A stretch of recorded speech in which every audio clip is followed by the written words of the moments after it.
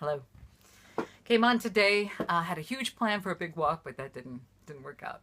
Life had other plans, so here we are inside the studio. Jonathan the seagull. He's a baby gull that we're looking after because he was kicked out of the nest. He's right outside the window, so you'll hear peeping. I'm just letting you know why that. It's like a dog toy, beep beep beep. But anyway, he's getting better, and soon he'll be flying over Africa. But right now we are looking after him. I wanted to pop on and explain a little bit about the application of these lessons that I'm talking about. Some of them are covered in the 14 lessons. That's really what led me to the study of Theosophy. And I wanted to explain to you that Theosophy is not a religion. It's not. But you will see shades of it in all the religions because it's been around since the beginning of time. It is not exclusive to anybody or any culture. It is like Theosophy would be, if it's the wisdom religion, if you want to call it that, but it's really not a religion because it's spirituality with science and philosophy, the study of being. It's as old as the hills. And I'm so grateful that I came across these because in applying them to my daily life, I'm learning a lot. And that's really all we have control over, is really our own lives. So I thought I would share some of the journey with you in these little videos and clarify that these belong to nobody. There's no way somebody can write a book about the ancient wisdoms and take responsibility for them or present them as their own truths because they've been around forever. They belong to all of us, and they come solely from no one. So I was going to talk about the that voice in your head, and that all of us know it. It is extremely loud, vicious, and vociferous. You will not be confused when I explain that this voice is the voice of, some people call it the ego, the lower self, physical self, gets angry, gets revengeful, will tell you that you're not good enough, will tell you that you're better than everybody else. Isn't that funny? It will tell you that, like the envious voice, that when something good happens to one of your friends, it is the voice that tells you, secretly you hope for their failure. Do you recognize it now? You know who I'm talking about? It's the voice that will tell you how, ugly your physical body looks, or how you compare yourself with other people when they walk by. It is the voice of fear, when you're afraid.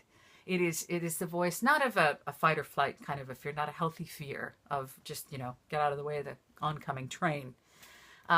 But the fear of life, like I'm going to get fired today, or we're not going to have enough money, so-and-so doesn't like me. It's the same voice that tells you that other people's opinions matter. It is. And you'll find yourself living in the prison of this particular voice. It is the voice of the senses, the 5 physical senses. So let's go with this. Taste, sight, touch, hearing. What the heck am I missing? Sight. Anyway, the 5 senses.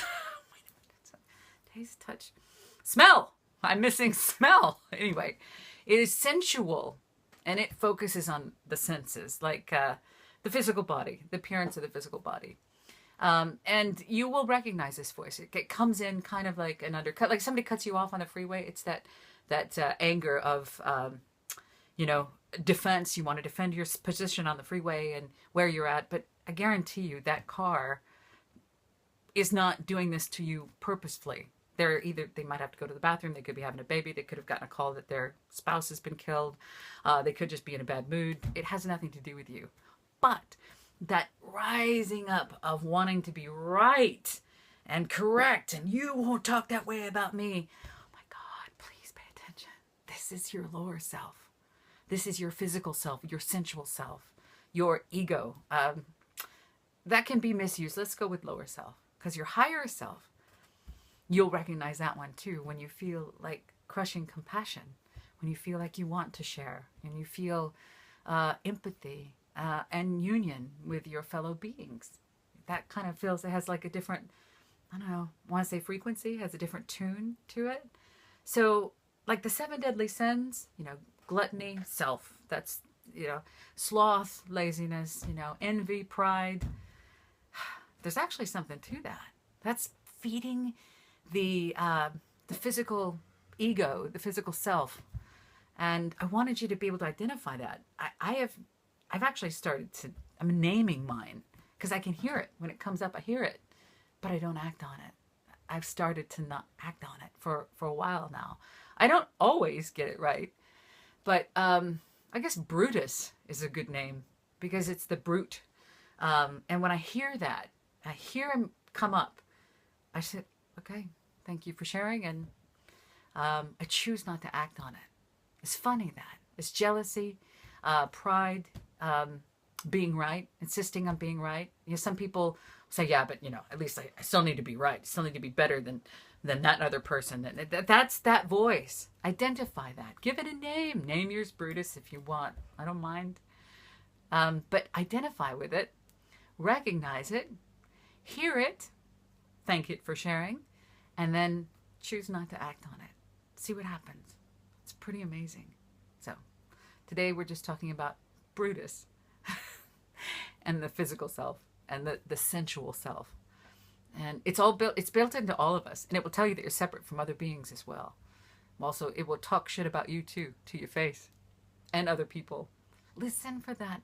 And then as you stop paying attention to it and feeding it with actions, it will get quieter. So I just thought I'd share on Brutus today. I love you very much. Thank you for watching these videos. It's not about the amount of views. Even if it's just one person that might be able to get some help out of these, then it's all good. So thank you for being on this journey with me. I love you very much.